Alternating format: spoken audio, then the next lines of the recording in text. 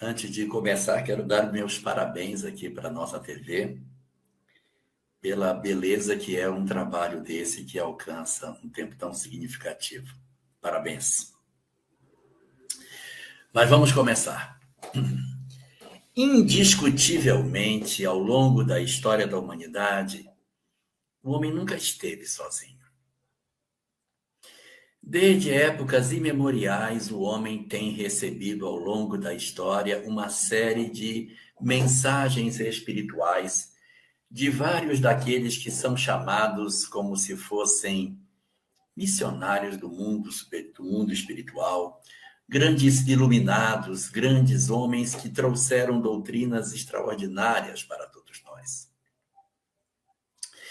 A notícia do amor, da imortalidade da alma e da desnecessidade de nós nos apegarmos às coisas materiais são notícias muito antigas, que desde muitos e muitos séculos e milênios a humanidade já tinha a chance de conhecer através de diversos homens que aqui aportaram, trazendo suas notícias extraordinárias. Esses homens apareceram em diversas regiões do planeta, em diversos povos e épocas distintas. E por esse motivo nós podemos dizer que esse conhecimento ele se derramou sobre a história da humanidade durante boa parte daquilo que a gente pode chamar a história do mundo antigo.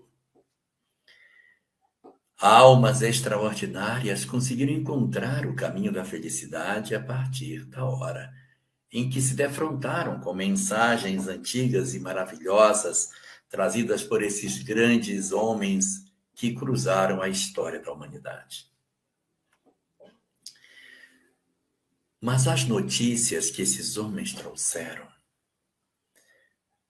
as revelações das quais eles foram portadores, não conseguiam alcançar todas as pessoas.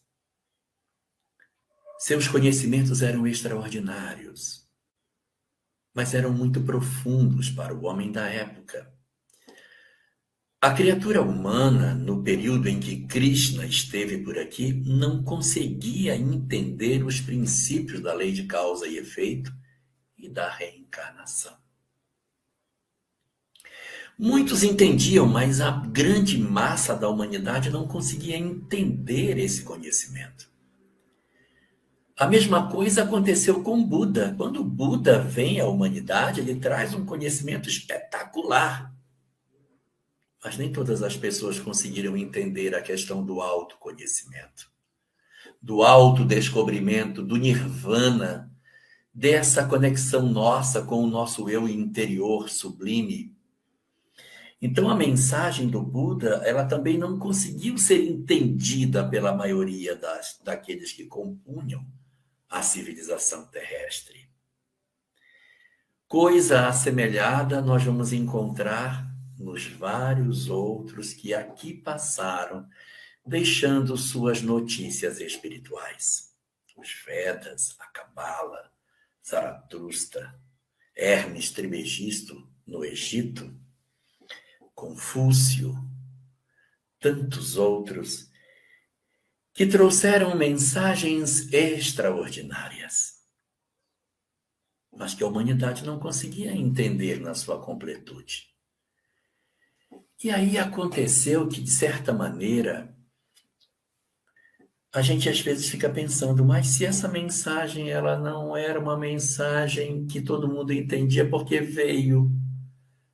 E para que veio? Para quem veio? Como é isso que você manda uma mensagem dessa e a humanidade não tem condição de absorver? Por que manda?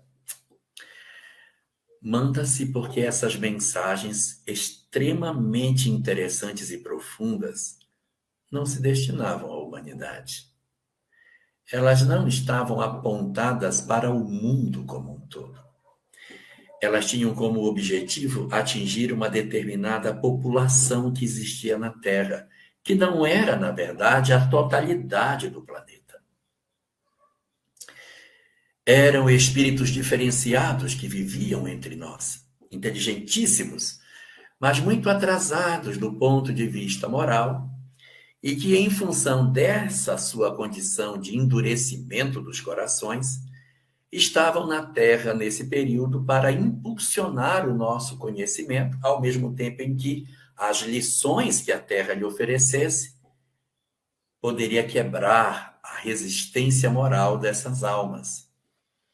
É exatamente para esse grupo seleto daqueles que na literatura espírita nós conhecemos pelo nome de exilados, migrados, os espíritos superinteligentes que compuseram o início da nossa civilização.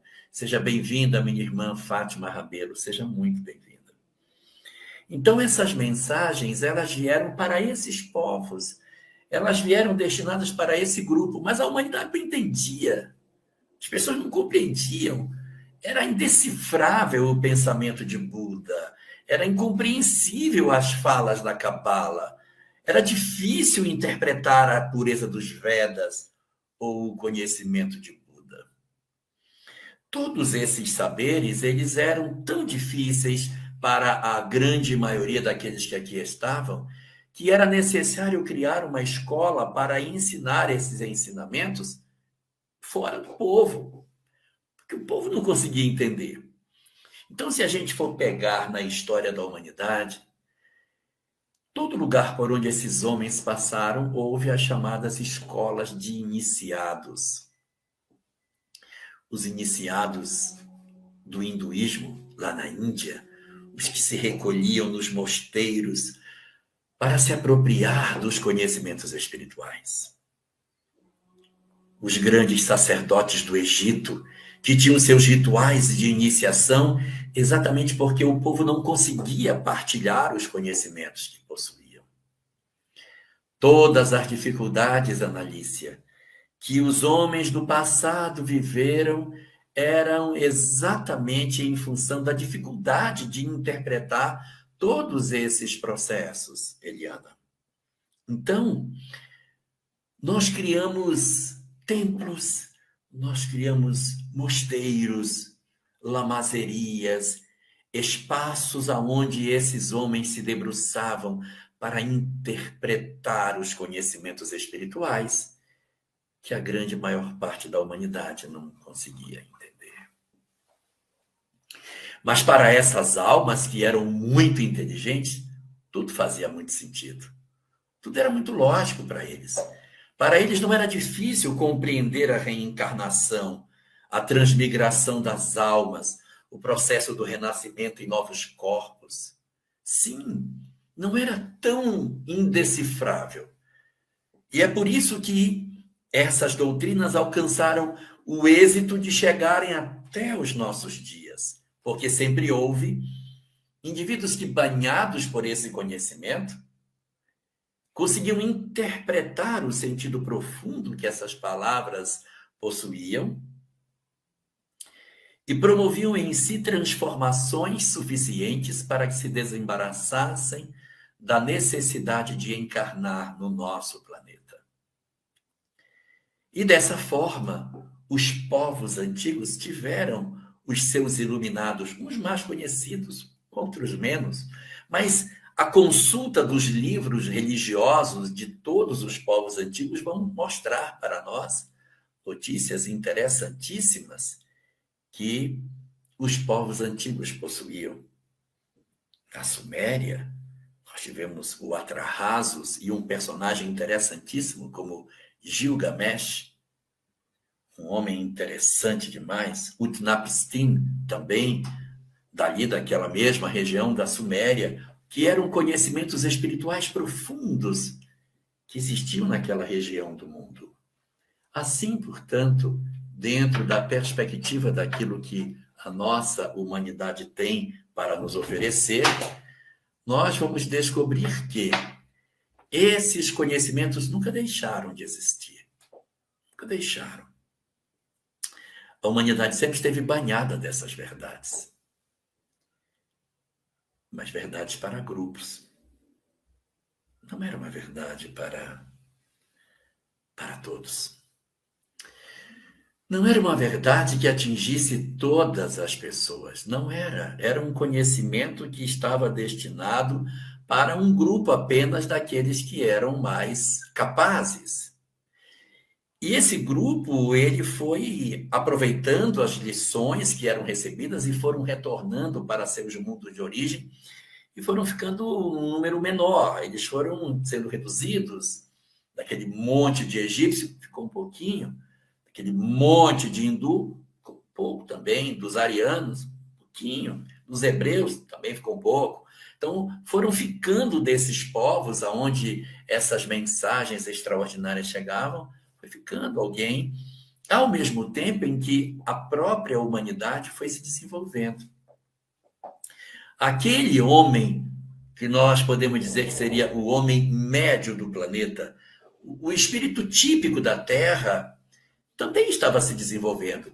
Os que que vieram de fora para integrar a nossa humanidade terrestre, estavam já deixando seus conhecimentos com a humanidade, estávamos aprendendo muita coisa. E, ao mesmo tempo, nós, que éramos, digamos assim, os da Terra propriamente dito, estávamos começando a desenvolver o intelecto, a capacidade de entender novas coisas. Talvez não conseguíssemos ainda entender o intrincado processo da reencarnação. Não, talvez a gente não conseguisse isso. Talvez fosse muito difícil para a gente, naquele período, lá atrás, entender a questão da lei de causa e efeito e os processos de renascimento. Seria um pouco difícil para nós. Talvez fosse difícil para nós entendermos determinados mecanismos da transição etária, da própria reencarnação, os processos que a gente passava. Está travando o meu sinal, Américo?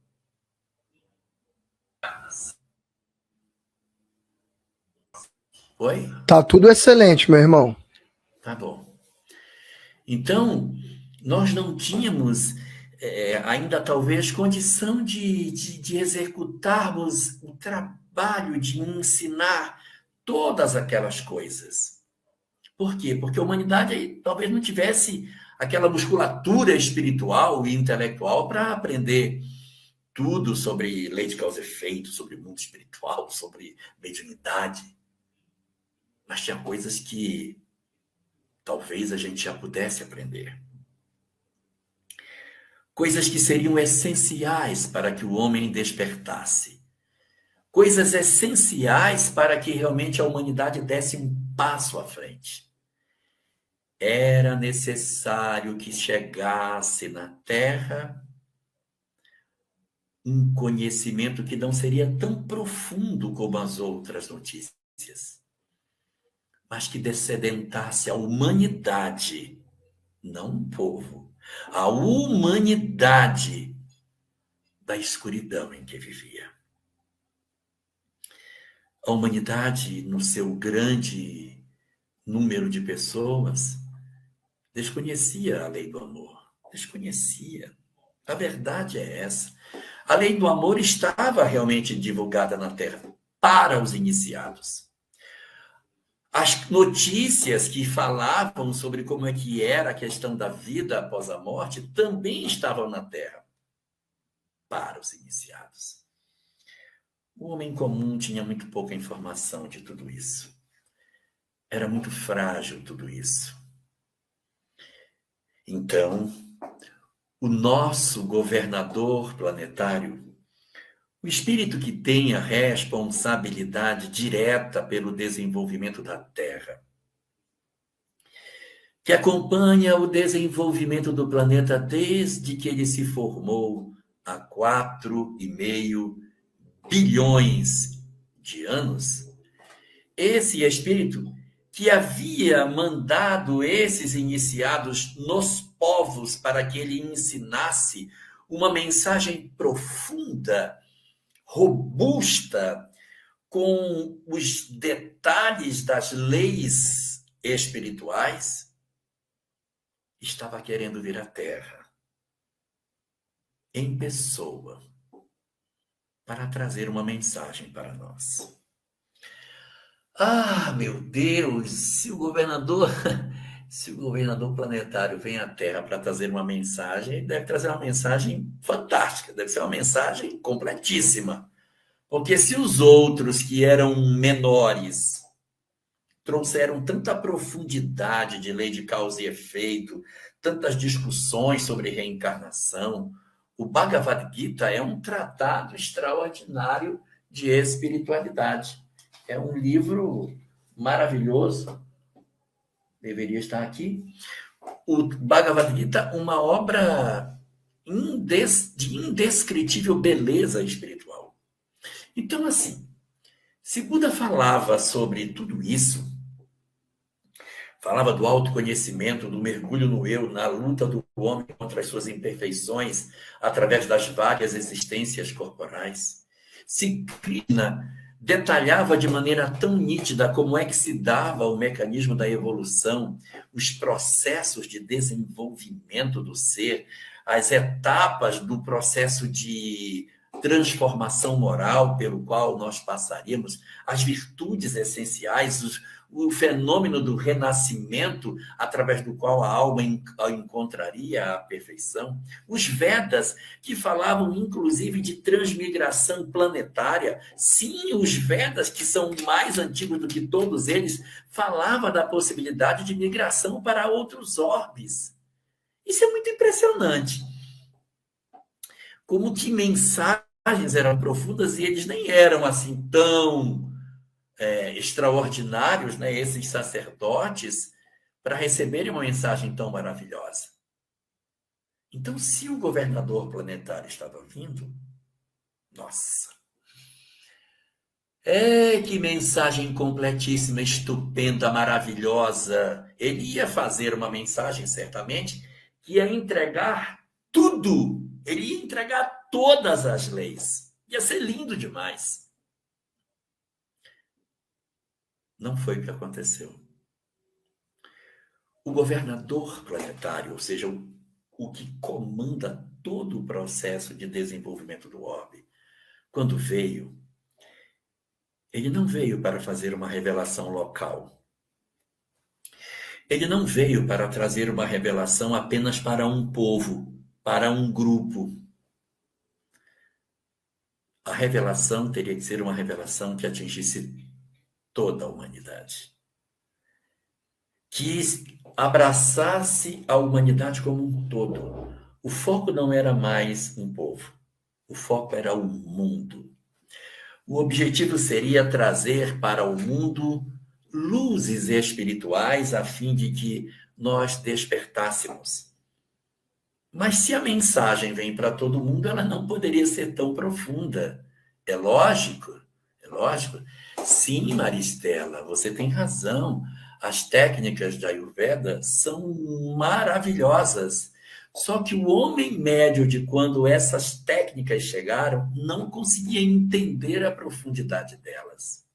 Então, quando o governador planetário vem, ele vem com um foco.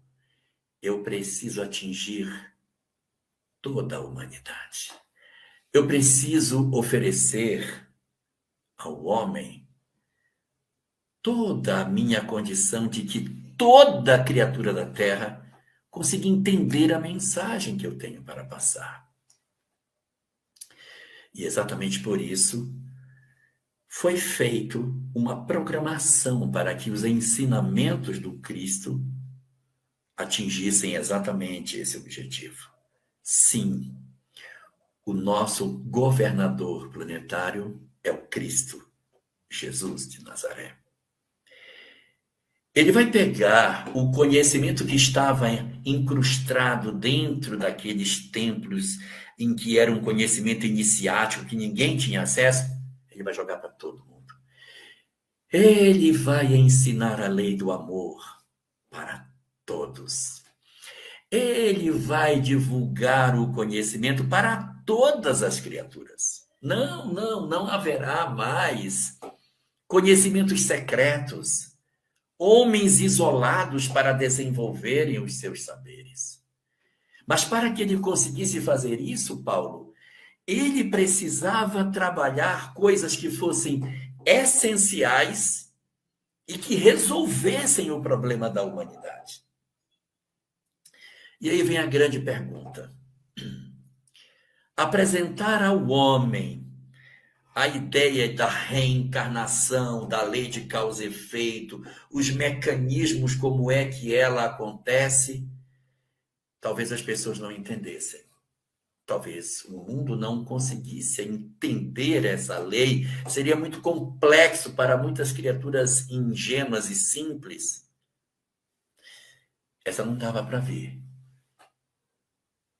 Mas e o conhecimento da imortalidade? Esse conhecimento da imortalidade, será que dava para a gente trazer, dá para falar sobre a imortalidade? Isso ajuda? Isso é resolutivo? Então se percebe que o entendimento da existência da imortalidade é uma coisa fundamental para que a humanidade se transforme. Claro, se eu penso que eu sou apenas um corpo, se eu penso que eu sou apenas matéria, qual é o meu foco? O meu foco é a vida material. O meu foco são as coisas do mundo material, Sônia. Então, na hora que a gente tem a possibilidade de entender que somos, além da matéria, espírito, isso transforma profundamente a minha ótica de vida. Ah, quando eu descubro que serei um espírito que vai viver para sempre. Quando eu perceber que deixarei a matéria e que irei para o mundo espiritual, e que lá terei a possibilidade de viver para todo sempre, como que isso transforma as nossas vidas? Então, o conhecimento da imortalidade, esse não dava para tirar, não tem como. Era inamovível dentro das nossas vidas o entendimento de que tem vida após a morte. Mas os outros também falaram de vida após a morte. Puxa, Krishna falou demais. O que ele pode trazer para dar uma comprovação efetiva de que tem a imortalidade? Seria muito interessante trazer um conhecimento que não deixasse dúvida de que a vida continua. E o que vai acontecer? Olha, a gente tem tantos homens do passado: Krishna, Buda, Sócrates, Platão, Abraão, Moisés. Tem um monte de gente. Nenhum apareceu após a morte. Nenhum. Todos falaram que tinha vida após a morte. Mas nenhum reapareceu para os seus discípulos para dizer que a vida continua. É lógico que ao longo do tempo as pessoas tiveram contato com determinadas entidades espirituais. Os judeus, por exemplo, têm uma afinidade muito grande com o profeta Elias. E dizem que o profeta Elias é um personagem que é muito presente na história da humanidade pela possibilidade que ele tem de oferecer a todos nós conhecimentos espirituais extraordinários. Assim, portanto, na hora que a gente entra em contato com a mensagem de Jesus, nós vamos ouvir falar de mortalidade. Sobre reencarnação, ele deixa alguns pequenos traços, mas ele não se detém nela, como outros assim fizeram. Mas a imortalidade está no centro da sua mensagem, está no eixo de tudo aquilo que ele tinha para apresentar. Está na posição mais nevrálgica da sua doutrina, a ideia de que, como diz o Roberto Carlos, existe uma outra vida além, um renascer, morrer. Não é o fim. Então, essa notícia, ela é suficiente para que o homem transforme as suas vidas. Ter a certeza da imortalidade transforma a vida das criaturas. E isso aconteceu na sua pregação. Além da questão da imortalidade, Jesus também foi bastante enfático com relação a um segundo ponto, que era a questão do amor. Jesus falava do amor, muito. Se pudéssemos dizer assim, qual é o sentimento que Jesus mais apresentou na sua doutrina? O amor. Isso é muito legal, Maristela, porque você diz assim, olha, eu queria estudar o Buda. Para estudar o Buda, você tem tantas coisas para estudar, para se autoconhecer. Então, eu queria estudar Krishna. É um roteiro enorme. Então, eu queria conhecer Jesus. Eu lhe digo, ama. A doutrina de Jesus está centrada fundamentalmente em 3 pontos. A primeira delas é a imortalidade da alma. Está no eixo da mensagem dele e ele reaparece para os discípulos. O segundo ponto, que é essencial na sua doutrina, é o amor. O amor é o eixo de todas essas coisas, porque o amor é oferecido por Jesus como sendo o antídoto para o sofrimento humano. Tirou a capa da túnica, pediu para ir 1 milha, vai 2, entrega, ama.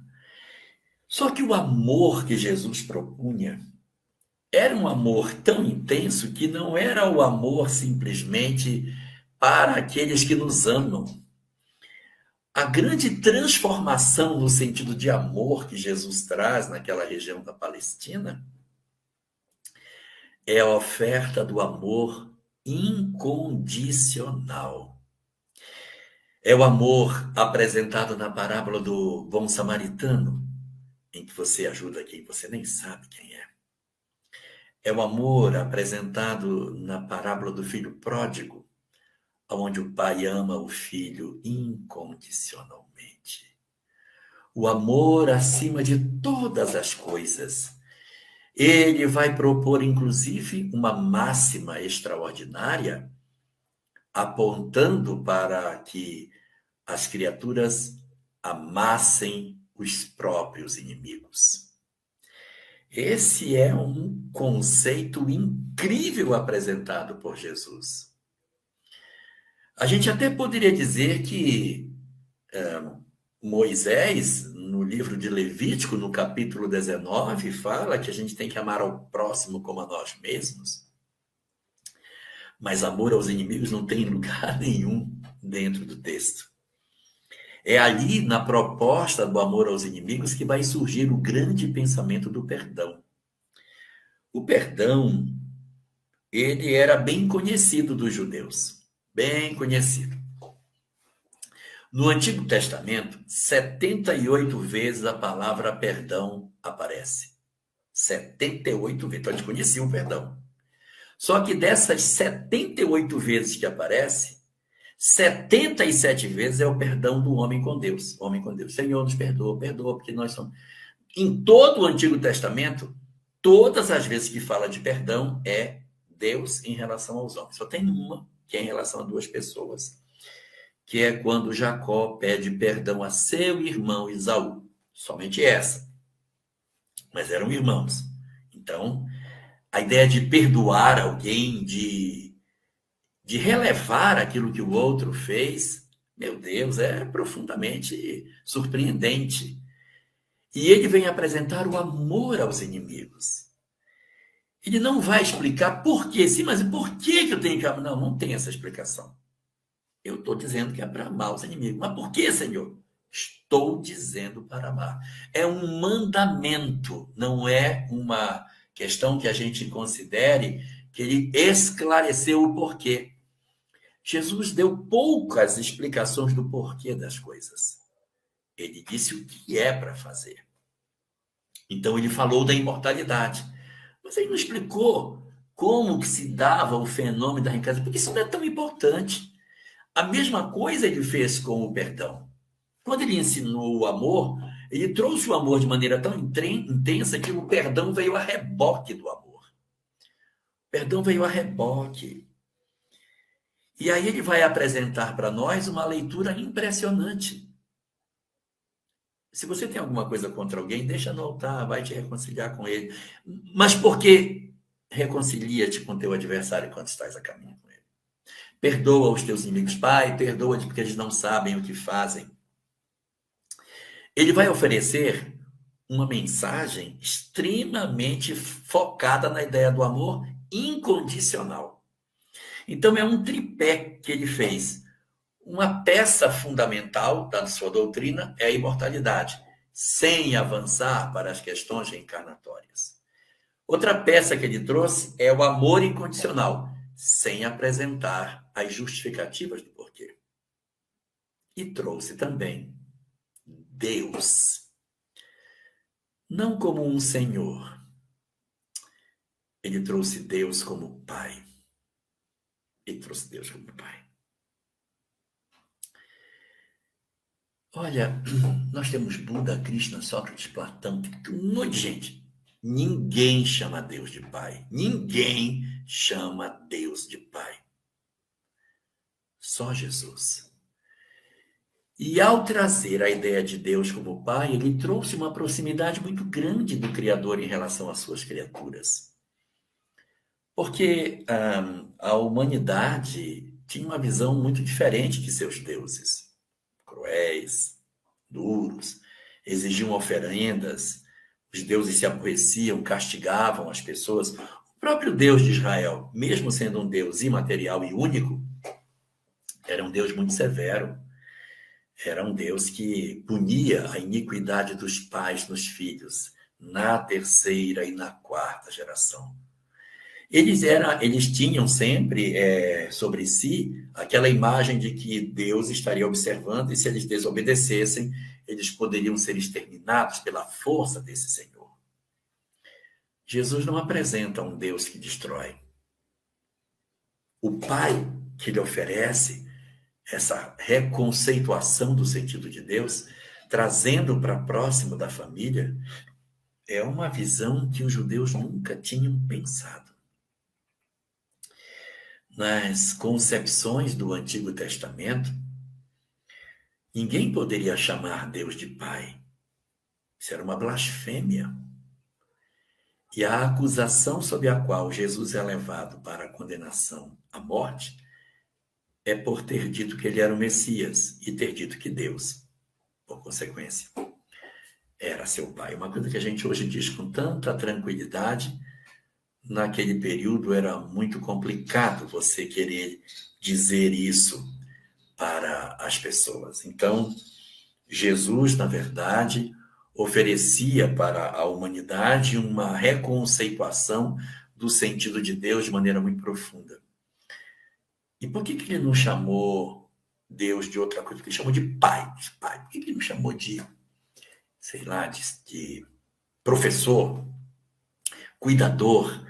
Nós temos outros livros religiosos que chamam Jesus de o Eterno, o Misericordiosíssimo, o Piedosíssimo. Então, é sempre colocando que ele é piedoso, que ele é misericordioso, mas não chama de Pai. Jesus, quando chama Deus de Pai, ele instantaneamente alterou a relação entre todas as criaturas do planeta. Numa tacada, ele transformou todos nós em irmãos. Então, quando a gente fala assim, por causa da fraternidade universal. A primeira criatura na Terra a falar de fraternidade universal é Jesus. Os outros falavam de fraternidade, mas não é fraternidade local. Moisés dizia, amai o próximo como a si mesmo. Não é todo mundo, é só o próximo. O que mora na outra vila, o inimigo do outro povo, ele não é para ser amado. Boa noite, Cléa Banhos de Espigão do Oeste, Rondônia, minha terra. Boa noite, seja muito bem-vinda. Então, nós temos aqui uma reconceituação profunda do sentido da relação entre as criaturas. Ao oferecer aos homens a compreensão de que Deus era Pai, quando os homens se olham, nós todos pertencemos a uma mesma família. Quando nos olhamos, enxergamos parte de mim no outro, porque o Senhor é o mesmo. o Senhor é a mesma criatura é o mesmo Criador para todas as criaturas. E dessa maneira, dessa forma, a nossa humanidade teve a possibilidade de ingressar numa nova etapa de entendimento, porque tudo bem, eu não sabia com nitidez o que era a vida espiritual. Sabia que tinha vida após a morte. E Jesus apareceu para provar que ela era verdadeira. Tudo bem, eu não sabia detalhes sobre como é que acontece os mecanismos da vida, da evolução, mas eu sabia que o amor era necessário para que eu vivesse. E Deus estava reconceituado para mim. Com essa tríade, Deus como Pai, o amor como regra de conduta e a imortalidade como a lei da vida, os homens seriam capazes de fazer uma nova história para eles. Não precisava muita coisa, bastava isso. Entende que és um ser imortal. Entende que Deus é o Pai de todas as criaturas. E entende que o amor é a tua regra de conduta. Se nós tivéssemos entendido isso, a humanidade teria seguido por um outro caminho. Mas o que aconteceu conosco? Qual foi o resultado das nossas infelizes leituras espirituais? Nós não conseguimos nos apropriar disso. Nós não conseguimos fazer o bom uso disso. Mas isso seria suficiente para transformar a humanidade. Vamos olhar o cristianismo nascente, aquele cristianismo lá dos primeiros séculos. Não tinha pessoas impressionantes, pessoas de um coração estupendo, mártires impressionantes. O que eles sabiam da lei de causa e efeito? O que eles entendiam de reencarnação? Algumas notícias, poucas hipóteses. O que eles sabiam sobre mediunidade? Não, porque tem a mediunidade fetichista. Sabia que existiam os dons, mas isso não era. Mas eles sabiam da imortalidade. Eles sabiam. Então, não é necessário absolutamente entregar todos os conhecimentos, principalmente para um povo que não tinha condição de absorver. Então, quando Jesus, o Cristo, aparece sobre a terra, ele vem trazer uma mensagem para o mundo. Ele vem trazer uma mensagem para o mundo. E essa mensagem retiraria o homem da escuridão em que vivia. Os iniciados já haviam trazido muitos saberes, não para o mundo, não para o vulgo. Cadê o mosteiro que Jesus criou? Cadê o isolamento que ele propôs para seus discípulos? Cadê o afastamento das criaturas da sociedade para tentarem viver aquilo que Jesus pregava? Negativo. O que aconteceu com o cristianismo nascente? Como é que se organizou o cristianismo após a crucificação? Como foi que se deu isso? Eles não se isolaram da humanidade. Se misturaram para cuidar dos miseráveis, os abandonados, os esquecidos. Unicamente por saber que o amor era a regra, por saber que Deus era Pai e por saber que a vida continua. Saber que a vida continua deu a eles uma coragem indescritível, porque Jesus sempre falou da imortalidade, mas eles sempre tiveram dúvidas. Mas quando eles veem Jesus ressurreto, que senta com eles, que convive com eles, eles dizem: é verdade que existe vida após a morte. Então, morte, ó morte, onde está o teu aguilhão? Acontece uma mudança de cabeça neles, porque eles entronizam a ideia da imortalidade de maneira tão efetiva que quando eles vão para os circos, os leões comem eles. Isso não é o fim. Eu não tenho medo da morte, porque sei que sou uma alma imortal. Eu não tenho receio de amar, porque a regra era que deveríamos amar. E eu entendi que todos aqueles que compõem a humanidade são meus irmãos. A bem da verdade, esse conhecimento era suficiente para transformar. A gente nem precisaria, os que temos hoje, de lei de causa e efeito, mediunidade, processo reencarnatório, mundo espiritual, colônias espirituais, treva, umbral, a gente nem precisaria disso. Se nós tivéssemos nos apropriado desse saber, nós teríamos transformado a humanidade. É por isso que, nesse sentido, o Cristo, o próprio Cristo, se autodefinindo para os seus discípulos, em uma das 7 vezes que ele se autodefine, todas elas no Evangelho de João, ele vai dizer 7 vezes, eu sou, e aí ele vai falar, eu sou o bom pastor, eu sou o caminho, a verdade, a vida, eu sou a porta, eu sou o pão, eu sou a ressurreição e a vida, eu sou a videira verdadeira, e tem uma 7ª. Eu sou a luz de Israel.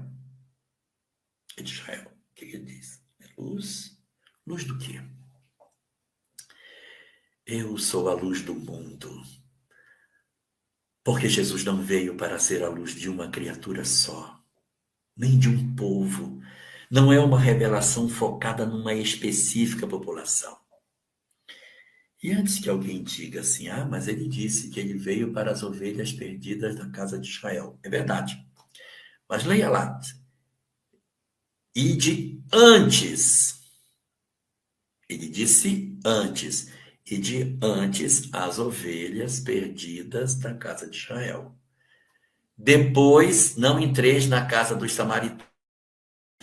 Depois, não vá de ter com os gentios e nem vá de ter com os samaritanos. E de antes as ovelhas perdidas da casa de Israel. Então, é primeiro as ovelhas de Israel para criar musculatura, depois vai para os samaritanos e depois vai para os gentios para divulgar a mensagem para o mundo. Para ensinar a todas as criaturas aquilo que se aprendia escondido dentro das escolas de sabedoria. Jesus oferece esse processo de descortinar dos saberes espirituais.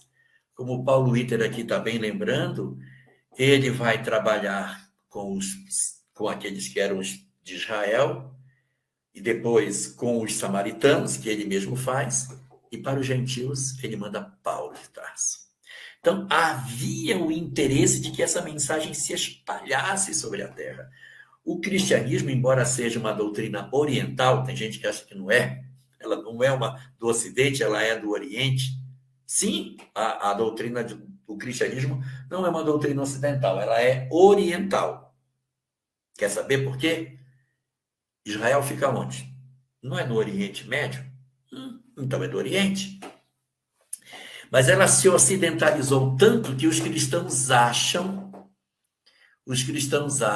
que, de repente, a doutrina é europeia. Não é, ela é do Oriente, que foi importada para o Ocidente e se espalhou pelo planeta. Hoje, é a maior de todas as doutrinas que existe sobre a Terra. Não tem nenhuma doutrina hoje mais numerosa do que os cristãos. Lamentavelmente, o mundo com tanta loucura, ele é majoritariamente cristão. Eu queria que ele até nem fosse, porque vendo tanta loucura, meu Deus, como é que pode? O nosso mundo tem tanta gente cristã e ainda tem tanta loucura, tem tanta coisa estranha. Mas somos a doutrina mais interessante do ponto de vista de desdobramento sobre a Terra. Nenhuma alcançou até agora tanta gente. Sim, os muçulmanos são o terceiro. Primeiro, cristãos, budistas, muçulmanos. Eles estão crescendo muito, Paulo. Os muçulmanos estão crescendo bastante. Mas se você pega lá, entra no Google, coloca religiões do mundo, você vai ver que o cristianismo ainda é a maior de todas, embora a gente tenha um fenômeno, né, de redução do número de filhos entre os cristãos, que pode comprometer isso no futuro. Mas hoje ainda somos a mais numerosa. Então, o que vai acontecer por conta disso? A gente vai observar Jesus se autodefinindo como a luz do mundo. Eu sou a luz do mundo. pela capacidade de iluminar a humanidade com esses três conceitos. Deus é Pai, existe a imortalidade e o amor é a chave de todas as coisas. Interessante que ele vai se definir 7 vezes. Já falei, sou bom pastor, sou o caminho, a verdade e a vida, eu sou a porta, eu sou o pão, sou a ressurreição e a vida, sou a videira verdadeira e sou a luz do mundo. Mas tem uma coisa interessante nessa luz do mundo, sabe? É o único dos eu sou de Jesus que ele dividiu conosco. Nenhum outro ele dividiu. Ele não diz para ninguém, você também é um bom pastor. Você também é uma videira. Você também é sei lá, uma porta. Todos eu que sou. O único que ele dividiu foi a luz. No Sermão do Monte ele diz, vós sois a luz do mundo. Mostrando que seus conhecimentos, se nós nos apropriarmos deles, nós também podemos ser uma vela que se acende para iluminar o planeta. E nesse período de transição planetária, Américo, o que mais se deseja é que cada um de nós assuma o seu papel de acender a sua chama, de mostrar a sua capacidade de realmente ser um elemento transformador. Nós tivemos na humanidade muitas doutrinas extraordinárias, muitas doutrinas. Mas a doutrina de Jesus, simples, sem grandes rodeios, é, na verdade, o grande patrimônio moral da humanidade. Doutrina espírita hoje, ela nos revela o calço por trás. Ela calça com a lei de causa e efeito o conceito de Deus para que ele não tombe. Como é que eu vou acreditar em Deus? Com a lei de causa e efeito. Ele calça o amor através da compreensão da imortalidade, através da compreensão da evolução e da reencarnação. E ele prova que existe a imortalidade através do quê? Da mediunidade. Então, o Espiritismo ele vem com seus princípios para calçar a doutrina de Jesus e garantir a veracidade dos ensinamentos para que ele continue a ser para todos nós a luz do mundo, Américo. A luz do mundo.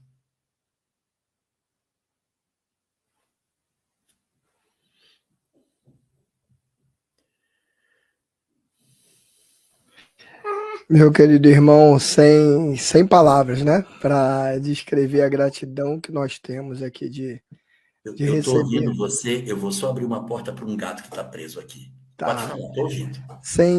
Sem dúvida nenhuma, só gratidão, né? Por nós termos essa oportunidade de ouvir o nosso irmão com essas colocações tão bacanas, né? E para aproveitar a inspiração do irmão, eu queria pedir ao meu irmão que fizesse a nossa prece final, para a gente poder fazer o nosso encerramento. Se o irmão quiser aproveitar mais alguns minutinhos, tá? A gente falou que tinha uns 50 minutos, mas se precisar fazer um fechamento, alguma coisa, também fique totalmente à vontade. Mas queria convidar o nosso irmão para, em nome desses 10 anos de TV Nova Luz, fazer a nossa prece de encerramento. A nossa prece, que, aliás, é o agradecimento por tanto tempo em que a TV Nova Luz está no ar, levando aos corações, né, consolo, levando conhecimento a tantos lares, e em agradecimento a cada um de vocês que estão 10 anos conosco. Pode ser, meu irmão? Pode. Vamos orar, então. Senhor Jesus,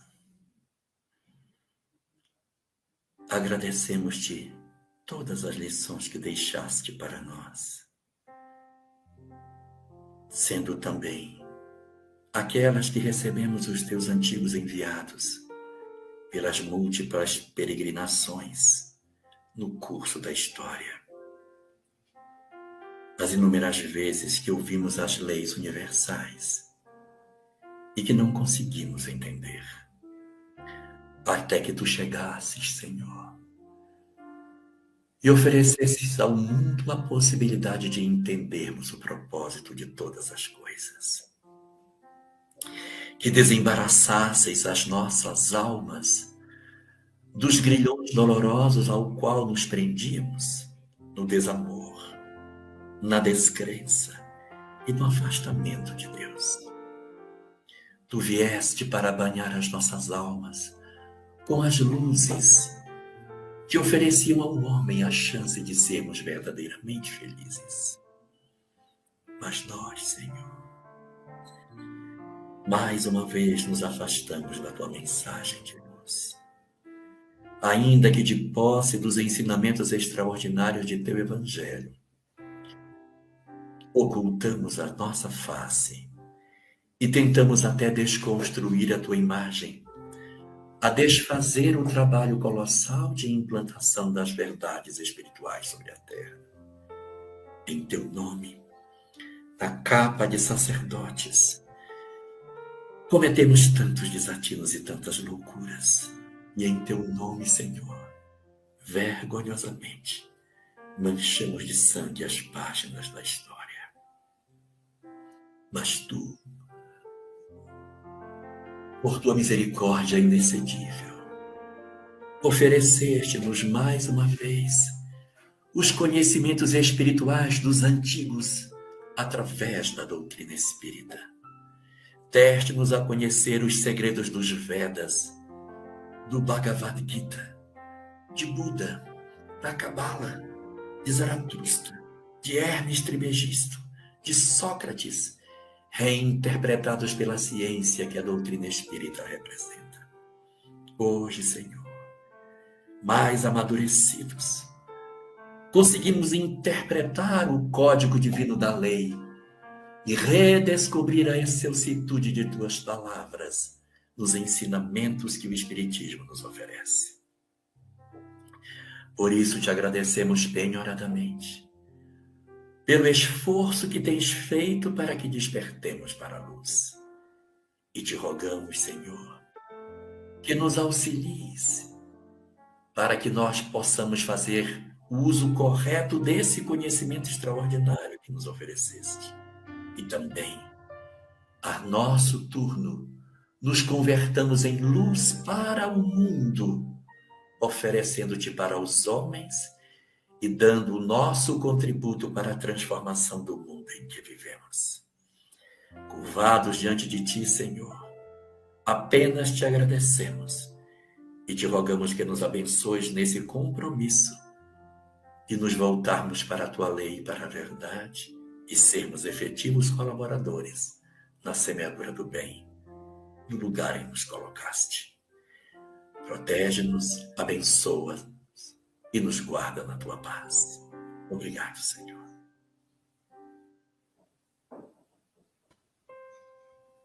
Graças a Deus. Graças a Deus, querido Jorge Alahá, graças a Deus, querido irmão que nos assiste pela TV Nova Luz. É uma felicidade realmente completar 10 anos de TV Nova Luz, com a participação do nosso querido Jorge Alahá, com a participação de cada um de vocês aí de casa. Tem uma irmã, Jorge, que colocou aqui que você tem que viver até 100 anos para continuar fazendo essas lives maravilhosas, hein? Olha o compromisso. Eu estou pertinho, faltando bem pouco para 100. Muito obrigado, meu querido irmão. Obrigado a cada um de vocês. Até a nossa próxima oportunidade de nos vermos aqui na TV Nova Luz. Um beijo no coração de cada um de vocês. Um beijo no seu coração, querido Jorge Alahá. Até a próxima.